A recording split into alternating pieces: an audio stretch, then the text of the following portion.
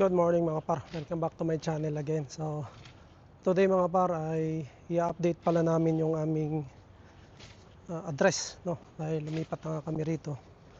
So kailangan namin i-update yung bagong address namin mga par. Yan, para yung mga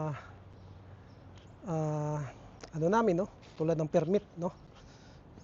Dito na siya isi-send sa bagong address namin. So kailangan talaga namin i-update. And dinala na rin namin yung aming ito, shout out doon sa Pilipino na dati nakatira dyan. Iniwan niya to. Ang laking bagay mga par, no?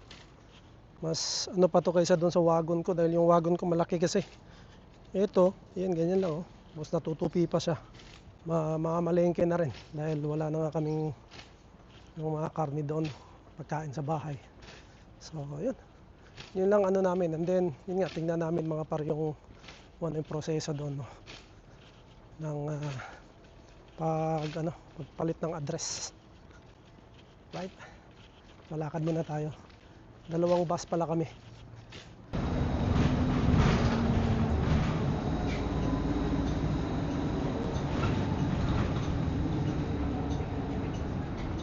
Thank you.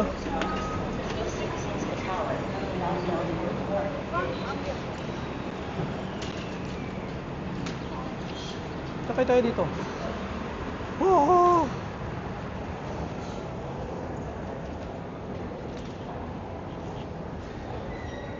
Yan. Lampas mga par. Ayun, sakto mami. Yan. Lampas. Lampas. Ang tatay mo.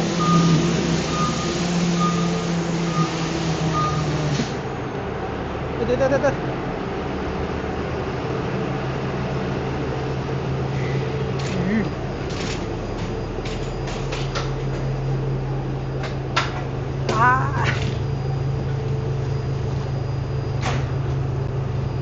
Bihira, lumpas kami mga par.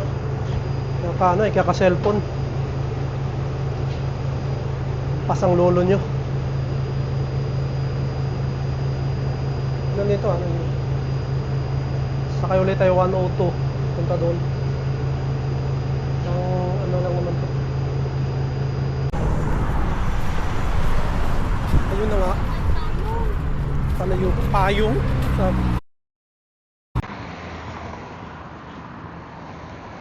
Napalayo pa ako mga par, naikot. Naligaw ang tito nyo.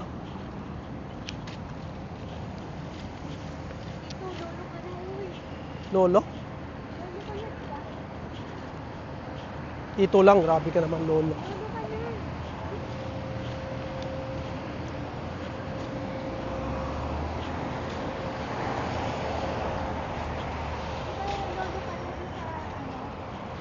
Pamangkin. Oo.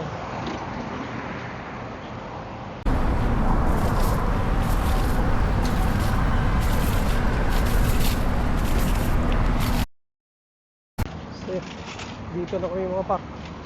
Nakadulit.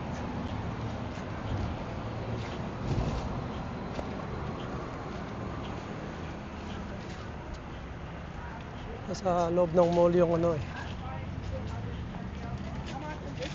Service Ontario. Uy.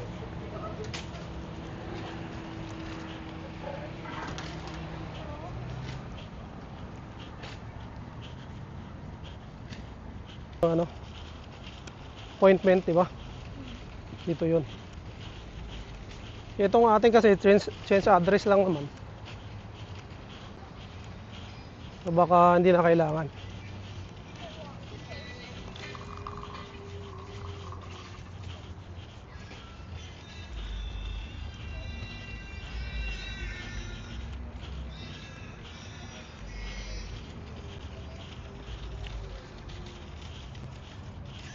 Wait, mami.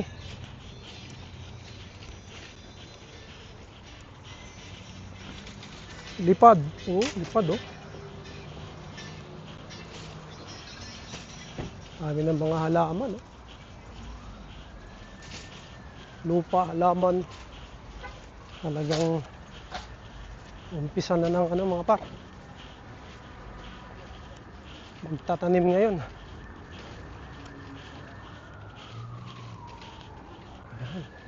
Iba nga, nakabili na ng bisikleta. Oh. Yan, pasok lang tayo rito mga par. Dito tayo magtanong. Anong proseso? Viva.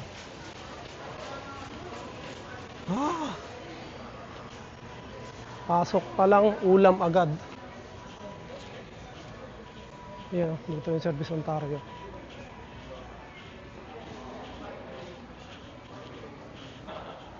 Oh, kami dito kami ah. Patos.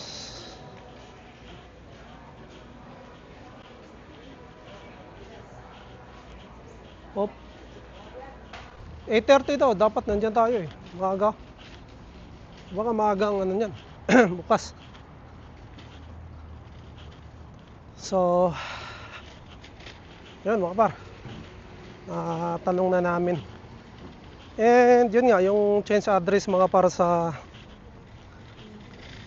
na inaano nila, kinikater lang dyan is yung driver's license, provincial ID, health card, no? Yun lang yung ano, health card, di ba? Tatlo lang yung sinabi niya eh. Provincial ID, driver's license, health cards. Yun yung pwede dyan sa Service Canada na baguhin mga pare, no? I-update yung address. Tapos yung mga permits pala namin sa IRCC namin ipapa-update, no? So may binigay siyang papel, tatawagan. So try kong tawagan para ma-update yung ano namin, yung aming address.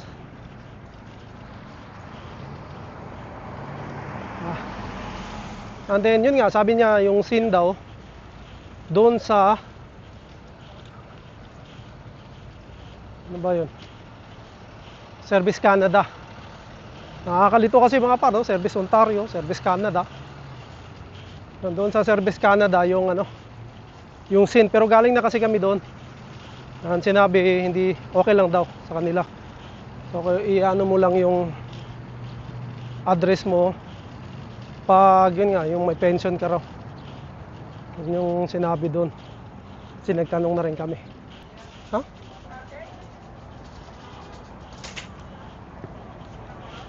So ngayon, pupunta na lang kami ng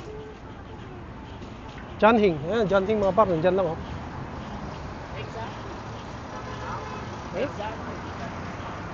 Let's go, baby. Sakto talaga oh. Malingki na lang kami ngayon mga par. Pwede sana kami pumila doon kasi sabi niya hintay kami 1 hour. About an hour. Pero 12 na kasi. Yan, kailangan pa naming anuin si Inday, sunduin. So, ayun. Naming bumalik. Mamalingki pa.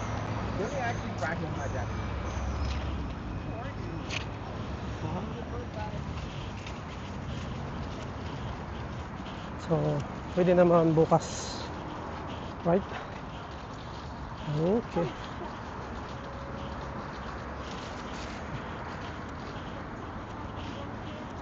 So, 5 minutes walk lang dyan, hina.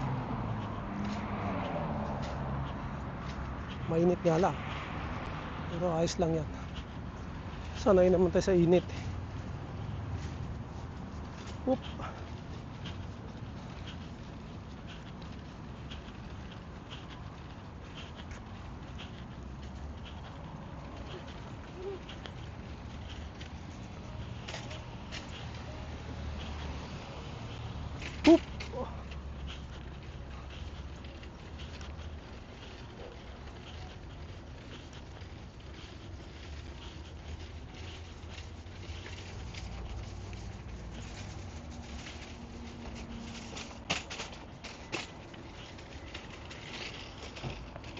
Oop.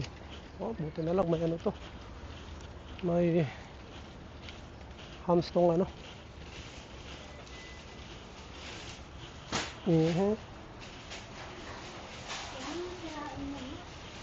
Ay.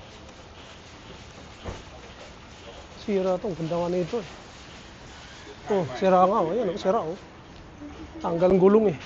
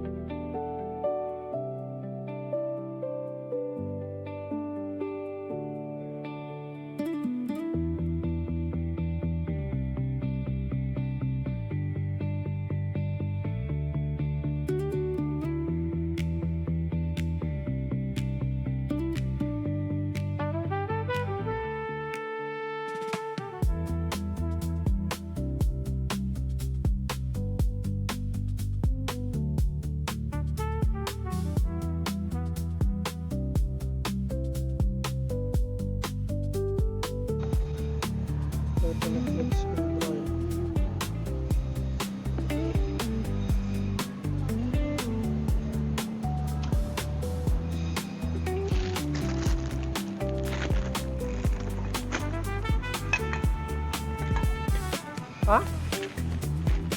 Ayusin na natin ito mga par. Para may ilagay yung karne.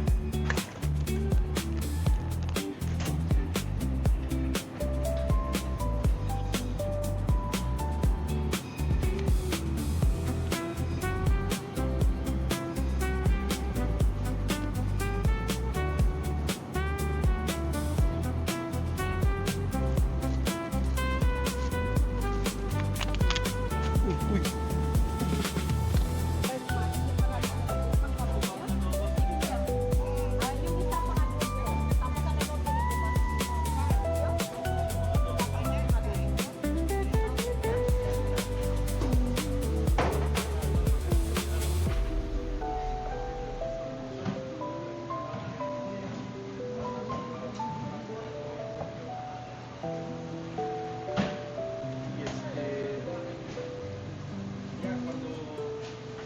Gracias.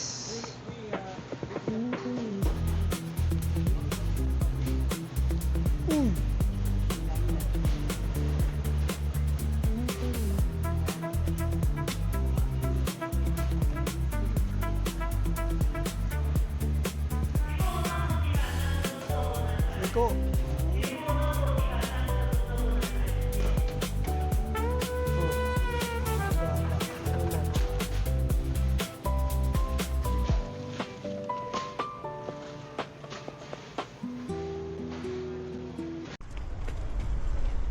So yun, nakabili na kami mga pa.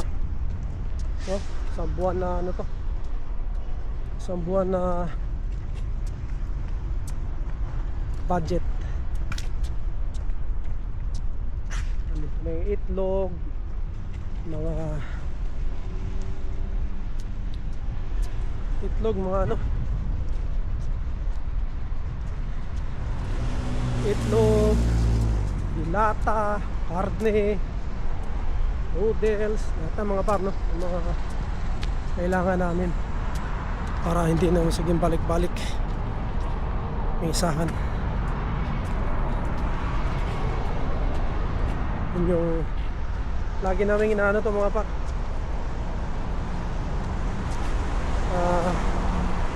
Tawag dito, binibili sa mga yung mga gulay mga par, hindi masyado dahil sisira nga. Pag kailangan lang namin tsaka kami bibili. Pero ito yung mga karne, frozen naman yan, wala namang problema, bibili na natin. So lakad kami kasi doon yung sakayan, no? Tang Lawrence. Yan, sakay uli ng bus. Punta naman doon sa amin. Ano ang bus mga pak? Mahulog yung itlog. So, ang init ah. Uy! Naku. Yan. Ito mabasag itlog mga pak. Uy. Lagyan niya ng upuan, oh. Nice din, oh. Wala, walang helmet. Hindi nice.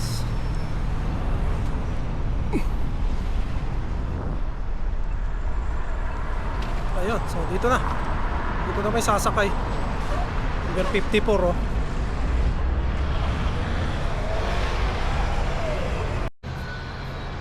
Yun. So kami mga par, may ano, Pakawan. Sasakay ulit kami na isa pang bus para pauwi sa bahay. Yung mano lang mga par dahil pabigat. Inaano ko lang yung itlog. Nabasag eh.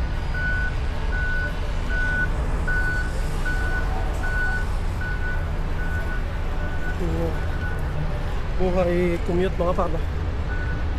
So pagka may sasakyan ka, mas convenient talaga. Pero syempre yung babayaran mo doon mga par.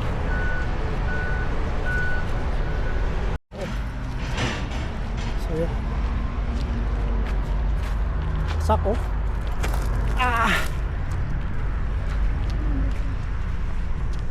So yan mga par, naka bangga pa niya yung ano. Yun, no? UP yung gilid niya eh. Oo. Malakas yun eh. Hindi pa pag gano'n, tapos Oo, one way kasi yun. Umano siya, umahabol siya. Hindi na napansin yung bus.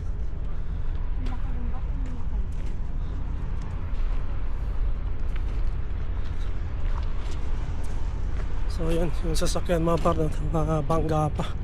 Nabangga niya yung bus, tapos tinamaan niya yung side mirror ng bus. Wasak. And then yung sasakyan niya, yupi.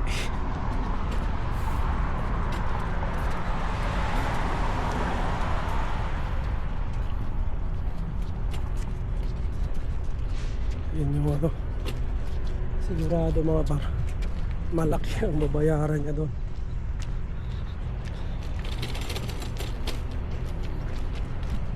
Malaki ang babayaran niya doon mga par. Oh. Pa. Alright. Dito ulit tayo, hintay tayo ng susunod na bus.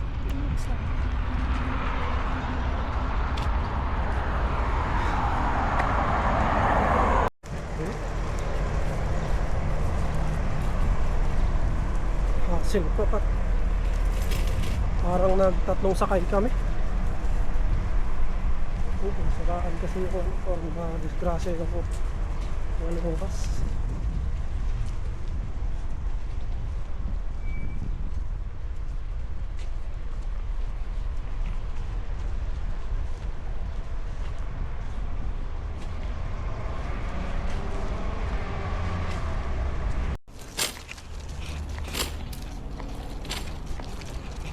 Mga flowers nila oh.